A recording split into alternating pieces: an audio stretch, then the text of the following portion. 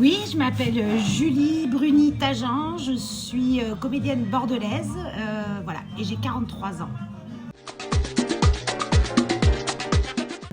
On est dans un quartier de Bordeaux qui s'appelle le quartier des Chartrons et c'est un quartier qui est un peu important pour moi parce que c'est là où j'ai vécu mes premiers moments de grande scène, puisque juste là, vous ne le voyez pas, mais c'est là où j'ai joué mes premiers gros matchs d'improvisation parce que voilà, moi je viens de l'improvisation théâtrale et c'est ici que j'ai joué mes premiers gros matchs et où j'ai vécu vraiment ces grands moments où voilà, il y a 300 personnes qui sont là et qui sont très près parce que c'est une disposition particulière de scène.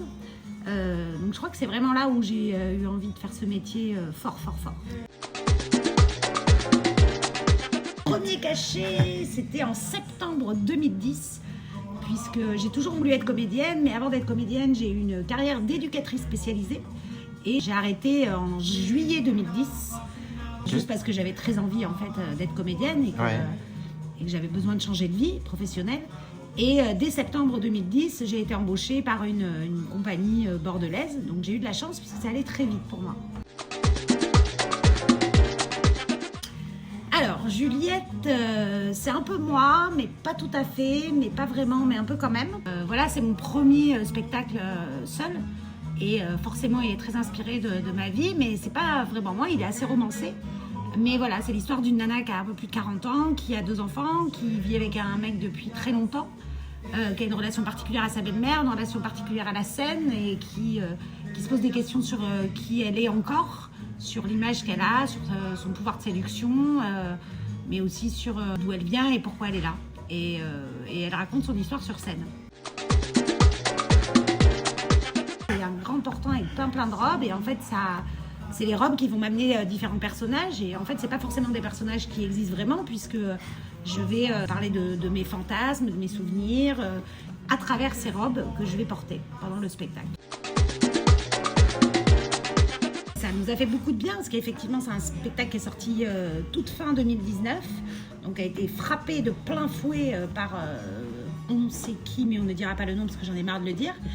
Et effectivement, cette résidence, elle nous a permis de reprendre le spectacle, de le retravailler, de prendre un peu plus de temps sur une super belle scène qui est la scène de la comète. Et on a pu surtout donc retravailler le contenu, certes, mais on a pu faire une captation du spectacle, on a pu en faire un teaser.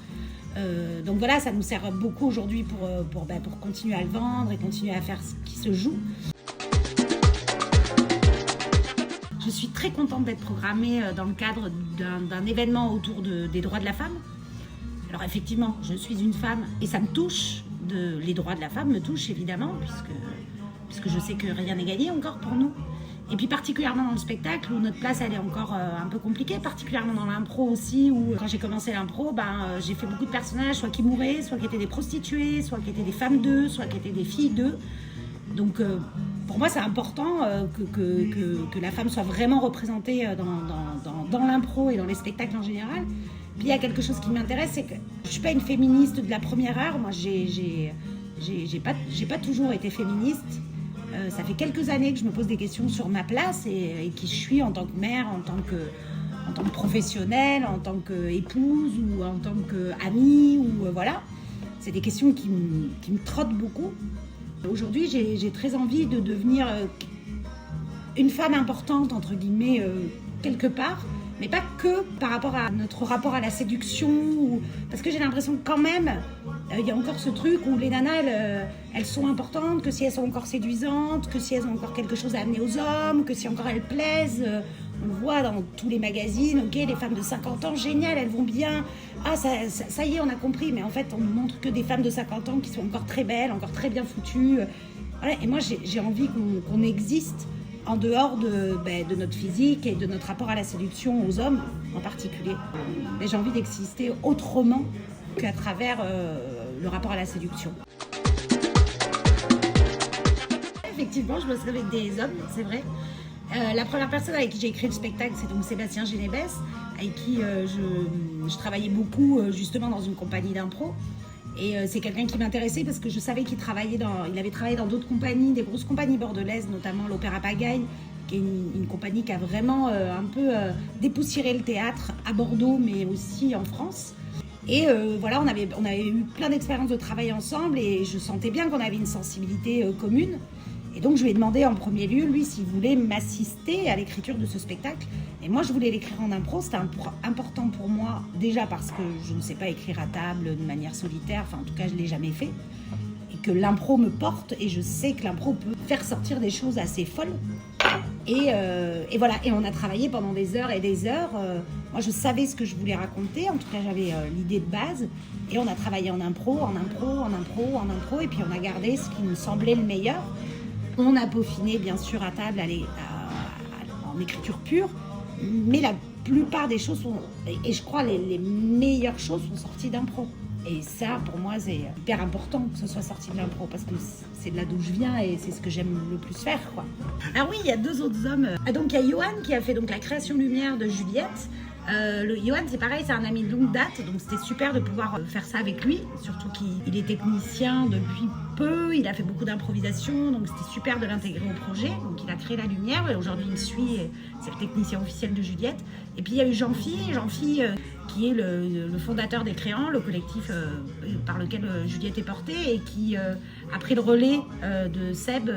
Enfin, dès le départ, il était là quand même en regard extérieur. Et puis quand Seb a eu d'autres choses à faire, une fois l'écriture faite, Jean-Phi est resté et m'a accompagné et m'accompagne encore sur le travail plus fin, de la mise en scène, des choses encore à fignoler sur le texte, etc.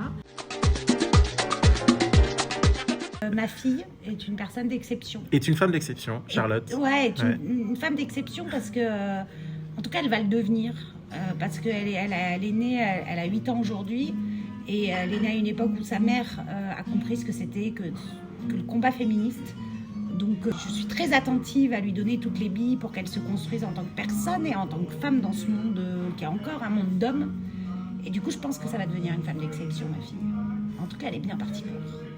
Non, pour moi, les femmes d'exception, évidemment, il y en a plein. Et des femmes qui ont fait que les choses changent, qu'on gagne des droits, et puis des femmes qui réussissent et qui sont avant tout des belles personnes, avant juste d'être des femmes, en fait. C'est ça que je trouve important. Je lisais tout à l'heure un truc vite fait. En fait, on dit par exemple que Rafael Nadal, c'est le plus grand champion, mais non, Steffi Graf, elle a gagné aussi 23 grands chelems, quoi. Sauf qu'on ne le dit pas. Une femme caissée, qui peut être libre de ses choix, qui peut être libre de ses choix professionnels, qui peut être libre d'être une mère ou pas, qui peut être libre dans ses unions, elle a envie de se marier ou elle n'a pas envie, ou en tout cas elle est libre et elle assume ses choix. C'est un peu Juliette en fait. C'est un peu Juliette, ouais.